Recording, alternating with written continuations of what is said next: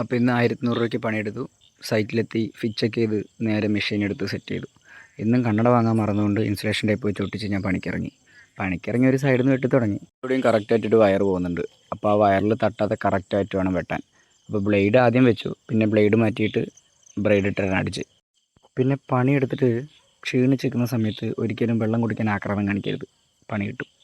പിന്നെ വെള്ളം കുടിച്ച് കഴിഞ്ഞിട്ട് ഒരു സൈഡിൽ നിന്ന് വെട്ടി, പിന്നെ നിറയെ സാധനം ഉള്ളതുകൊണ്ട് ആ സാധനമൊക്കെ എടുത്ത് സൈഡിലിട്ടിട്ട് വേണം അവിടെയൊക്കെ അടിക്കാൻ.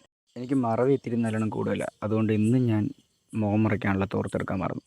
പിന്നെ ആ ഒരു ചാലിലൂടെ വെട്ടി താഴെക്കൂടെ വന്ന് ഒന്ന് കയറി ഇറങ്ങിയപ്പോഴേക്കും ചാല് ഫിനിഷായി. കുറച്ച് നേരം കഴിഞ്ഞതും മഴ പെയ്തു, നല്ല മഴ പെയ്തു. മഴ പെയ്ത് കഴിഞ്ഞിട്ട് ഒരു പഴമൊക്കെ കഴിച്ചിട്ട് ഞാൻ പിന്നെയും വെട്ടാൻ ചാലിക്ക് ഇറങ്ങി. പിന്നെ അങ്ങനെ കുറച്ച് നേരം കൊണ്ട് ചാല് വെട്ടി ഫിനിഷ് ചെയ്തു. ഒരു 7-7.5 കിലോ ഉണ്ടാവും മെഷീൻ, അതുകൊണ്ട് അത് എടുത്തിട്ട് പണിയെടുക്കുക എന്ന് പറഞ്ഞാൽ അത്യാവശ്യം നടുവേദനിക്കുന്ന കാര്യം തന്നെയാണ്. പിന്നെ ഒന്നുകൂടെ ആ സൈഡിൽ നിന്ന് എല്ലാ സാധനങ്ങളും മാറ്റി വെച്ചിട്ട് വെട്ടാൻ തുടങ്ങി. ആ സൈഡിലൂടെ ഫെൻസിങ് പോകുന്നതുകൊണ്ട് കുറച്ച് ശ്രദ്ധിച്ച് വേണം അടിക്കാൻ, ഇല്ലെങ്കിൽ അതിൽ തട്ടി വെറുതെ രണ്ടാമത്തെ പണിയാവും. അതുകൊണ്ട് കെയറായിട്ട് സൈഡിൽ കൂടെ അടിച്ചു വന്നു. പിന്നെ കുറച്ച് ഇരുന്നതും ചായ എത്തി. പണിയെടുത്തിട്ട് കഴിക്കുമ്പോഴൊരു സുഖമുണ്ട്. Oh my God, that's too satisfying.